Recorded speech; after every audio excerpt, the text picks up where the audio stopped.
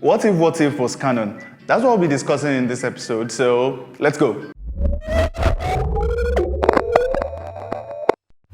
Hey, what's up? I bet your day has been a good one. It's Tech for GVN, where we review movies, series, comics, animations, and video games. And today it's all about What If. Now, Marvel has started with the What If series. The first episode was out on the 11th of August this year, 2021. Yes.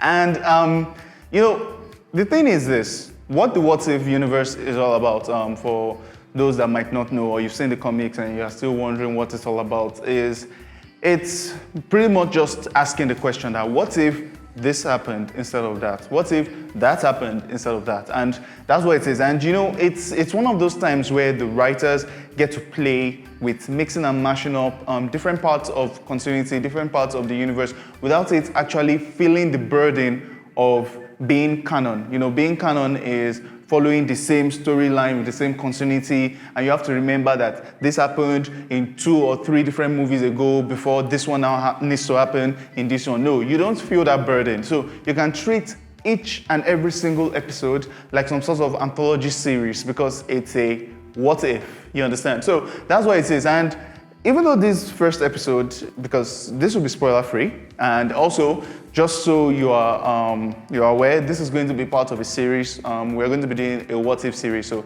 every single episode is going to be discussed, and then it's going to be part of an entire playlist. So this is the first part of it, and it's just pretty much plays on the very first thing. What if Haley Atwell's character in the MCU, that's Peggy Carter, was Captain America, not Steve Rogers, who we know and love as Cap.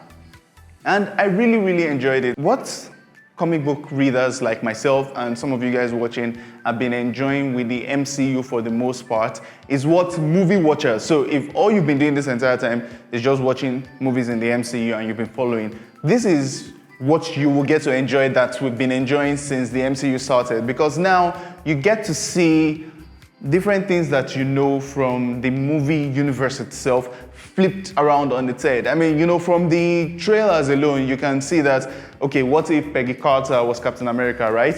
What if Tony Stark, Iron Man, was saved by none other than Killmonger himself. Killmonger, who was the antagonist to T'Challa in Black Panther. And speaking of T'Challa, what if it was Star-Lord instead? So instead of being picked up, instead of Star-Lord himself being picked up on Earth, is the one that was picked up in Wakanda. And the way everything just works around, it's beautiful, it's brilliant, it's one that I'm definitely looking forward to. Now, speaking of this very first episode, it was nice to see the comedy that actually worked this time around. It was nice to see Peggy Carter kick some major ass. And the way it is during that time of the war, where as a woman, the best role you can aspire to is maybe a nurse or say a spy. And that was what Peggy Carter was. So her becoming Captain America, it just made it seem like, the general in charge of it felt like this entire thing has been a failure.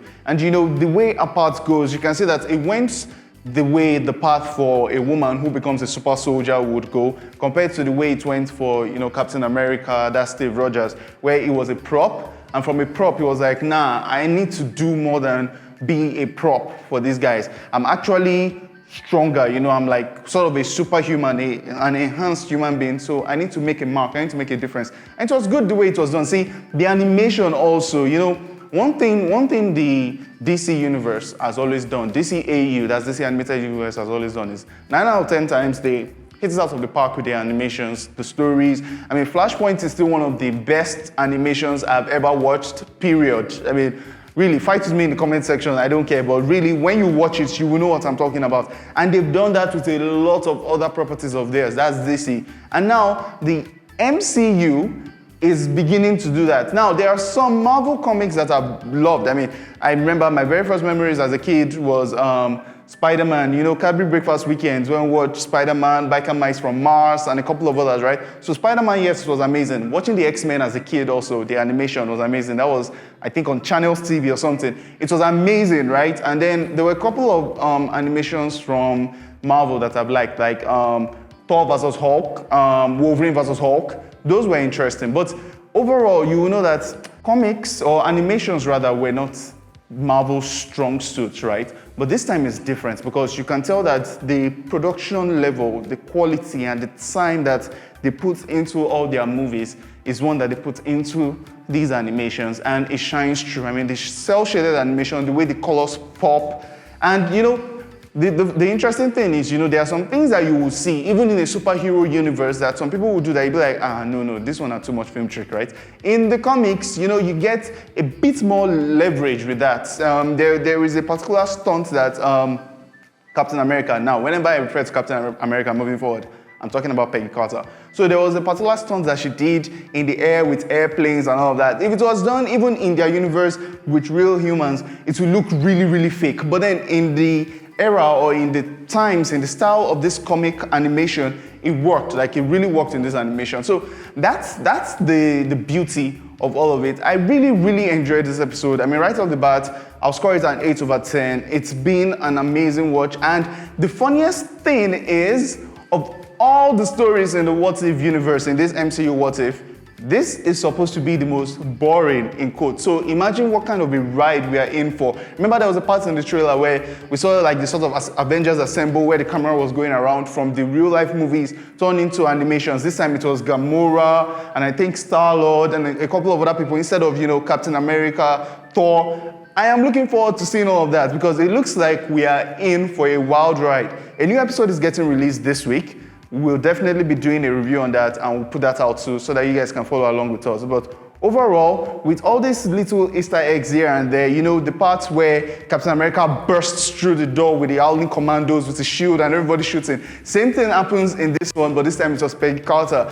And Steve Rogers still plays a role in this one, but this time as a sort of Iron Man that Howard Stark, his father, created. And it reminded me of how much I just loved Howard Stark in the very first movie, the first Avenger. So this was really a fun ride for me, a comic book lover and a movie lover and an animation lover. Like, yo, I've said it before in previous episodes and I'm going to say it again. This is one of the best times to be alive.